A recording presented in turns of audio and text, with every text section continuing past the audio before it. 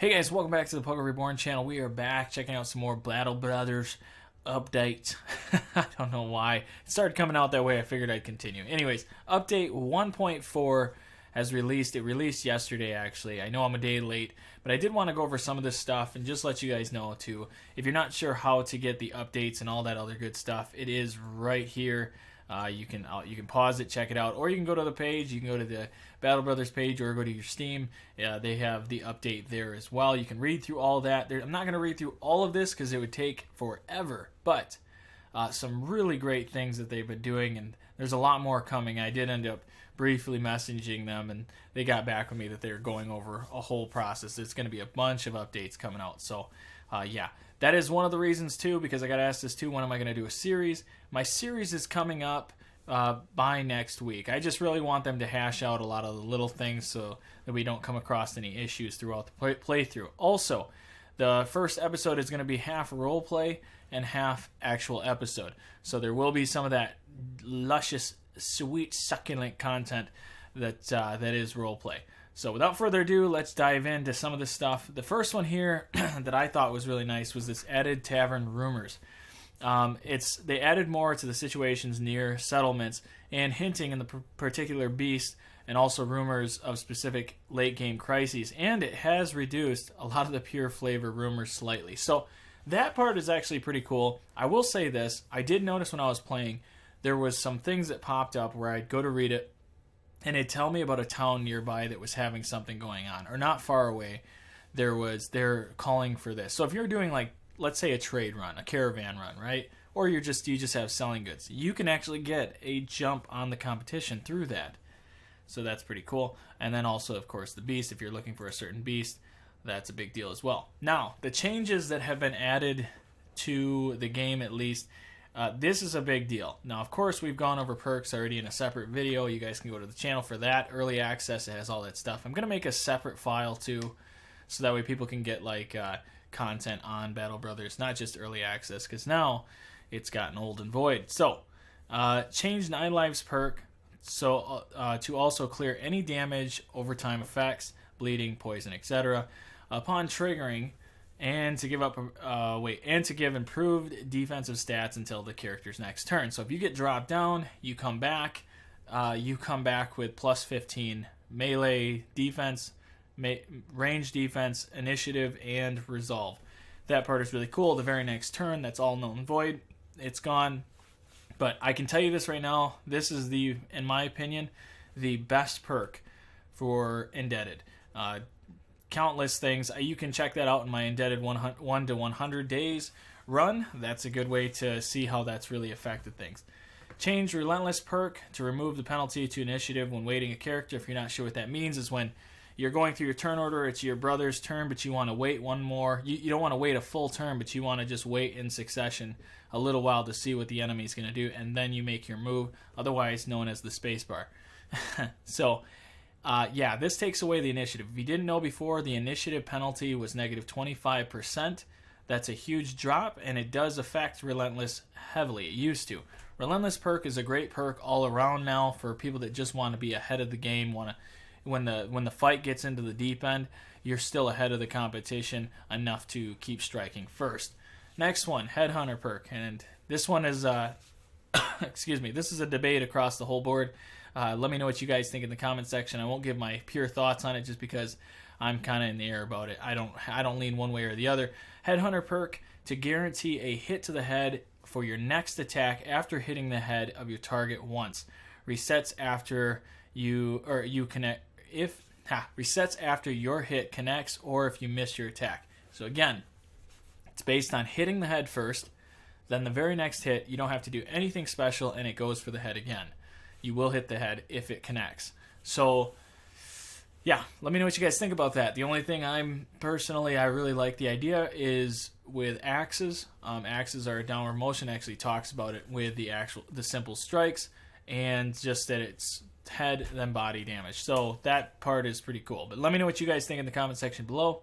Change Fearsome perk to also carry a penalty equal to 20% of the attacker's resolve for each morale check triggered by inflicting damage. Now, this is not capped from 1 to 15. What this perk does is it allows you to 1 to 15, no matter what, as long as you get into the health. Like a hammer, for instance, always doing 10 pure damage to the actual hit points, you get a morale check. However, any damage attack across the board, higher than 15 even, you get a portion of your morale to be a morale check against them. It's kind of like when you have when you're not a pessimist, you have the trait where it's like the glass is half full, half empty type of thing, where the morale checks are either positive or it's going to be negative. This is so intense. I can't wait to... I feel like it could be broken, but that's a whole nother story. We'll move on. Let me know what you guys think about that, if you've used it, if you like it, or if you're excited to try it.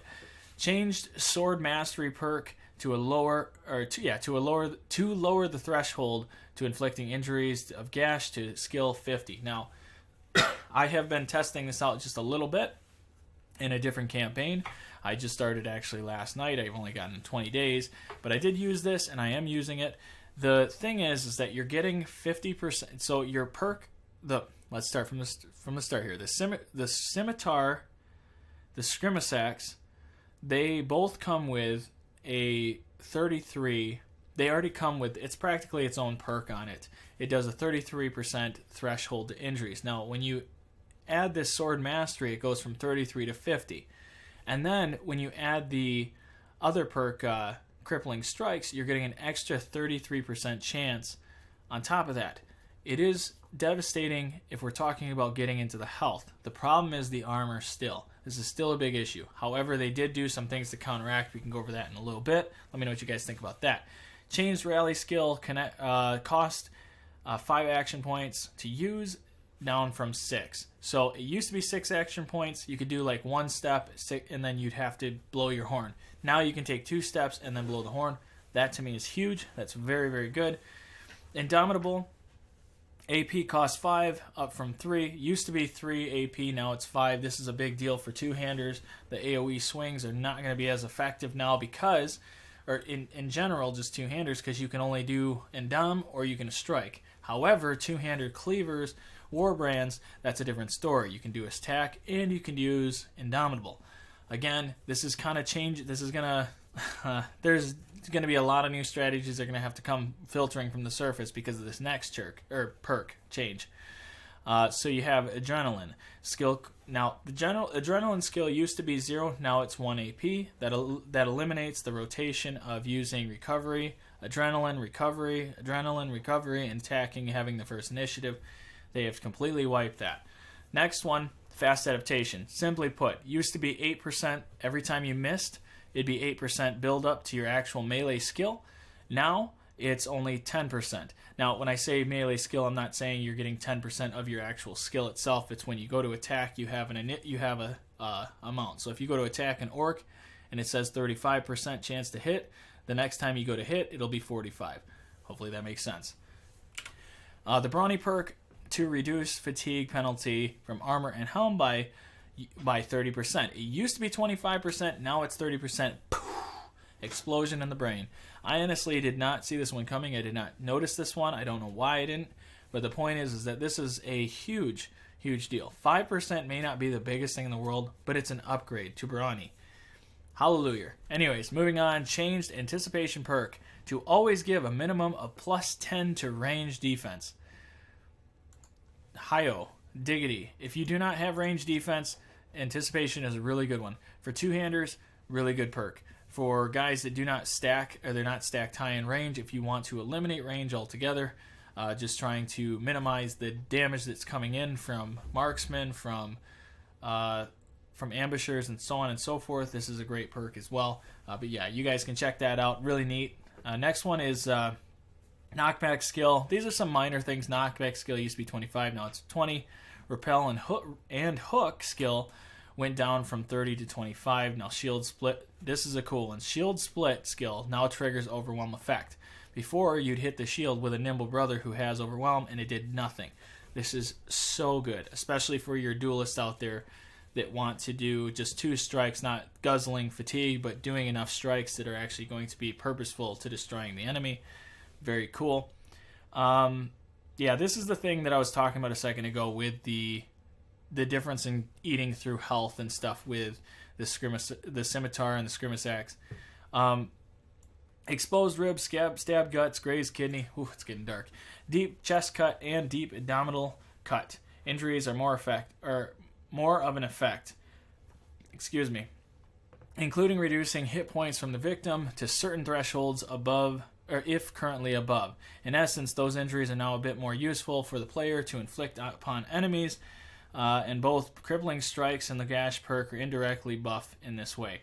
It's so like those damage guys. It's like big debuffs. It really has changed the game in terms of blunt damage being the best damage. Wait until you see these debuffs. It's like 35 to 50% debuffs. It is nasty. So, yeah, this might be, if you can get into health, this is going to be a great weapon to switch out and just start eating away at the enemy.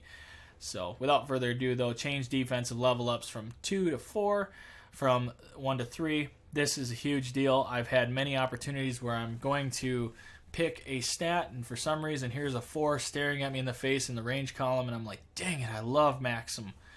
Love maximum effort, like that maximum trait, that maximum build on a person. And yeah, I've made the mistake of picking it at times when I shouldn't have. So don't be fooled, but understand that it is a really good jump. Change damage from a scimitar from our 40 to 45 up from 35 to 45. The efficiency level against armor to 70. That's really great. Again, it's just a tough call. Let me know what you guys think about these next weapons here. I'm just going to roll right through them. I'm going to speak on a few of them. So the three-headed flail now, it used to be 21 to 66. Now it's 30 to 75. Neat. Change billhook. Now this is interesting. Used to be 60 to 90. Now it's 55 to 85. And the effectiveness against armor went down from 150 to 140. What do you think about that? The polearm also does more damage, went from 175 to now 185. This is a huge one right here, and the next few are going to be pretty huge.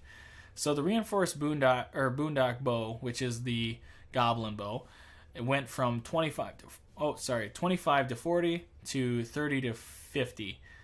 That is sweet. I actually, in my campaign, within 3 days, came across one archer skirmisher and got the boondock bow.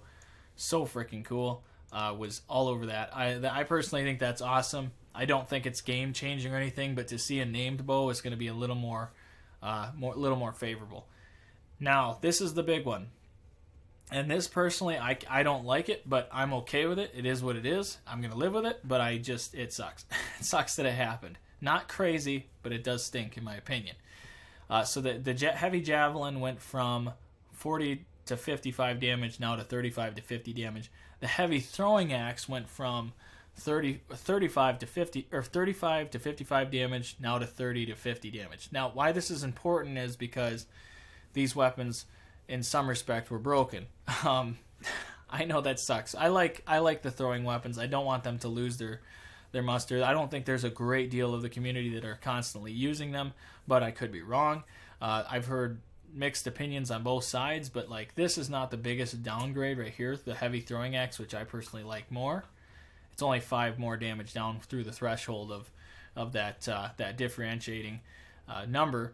But on the heavy javelin, you're talking it's still the same. I guess it is still 5. It just looks bigger. I mean, it just looks more intense going from 45 to 55 or 40 to 55, excuse me, a lot of numbers here.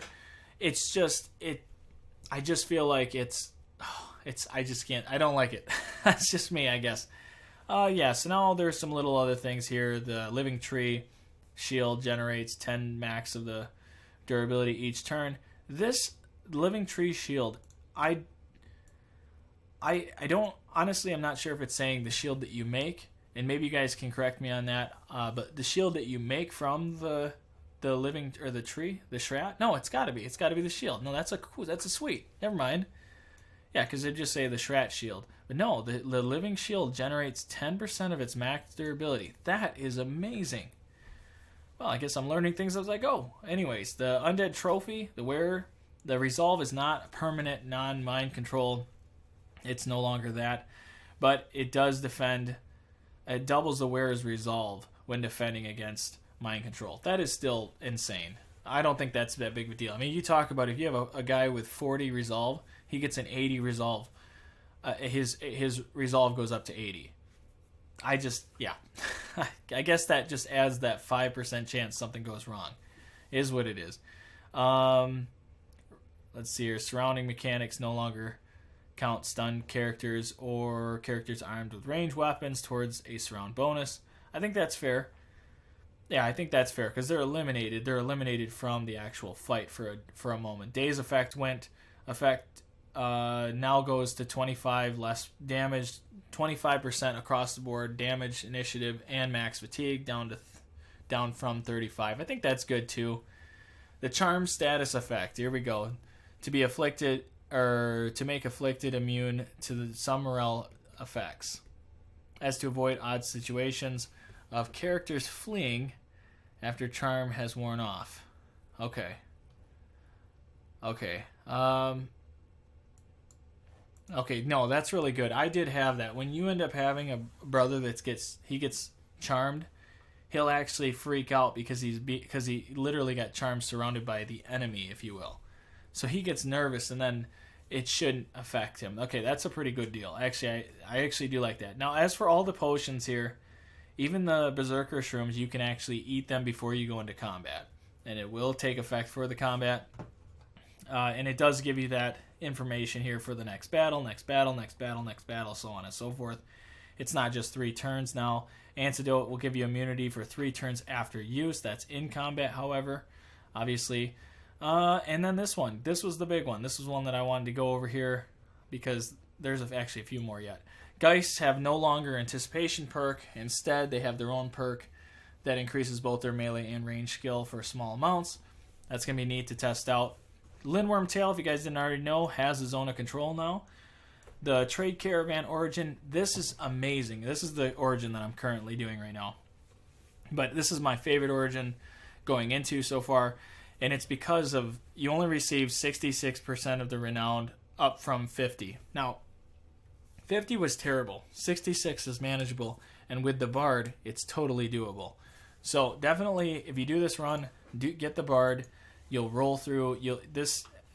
It makes it so much better. And let's see here. AoE tiles, autosaves, AI. I think that's about it. Guys, check this out. Go to their page, check it out. If you have any problems, if you go to the Steam page, they actually have a link that you can click on. It's shown just like this, but it says click on this link, and then you can give them what's going on, what happens, so they can fix the game. They've been working on it night and day. I'm sure they have a long road ahead of them. But yeah, hopefully this helps you guys. And don't worry, there's going to be content coming up here soon. Again, I do plan on doing a playthrough come next week, a full playthrough. We're going to probably do like a small playthrough just so you guys get content, so you can see what I'm doing and so on. But yeah, stay tuned for that, guys. Thanks so much, and I will see you soon. Bye.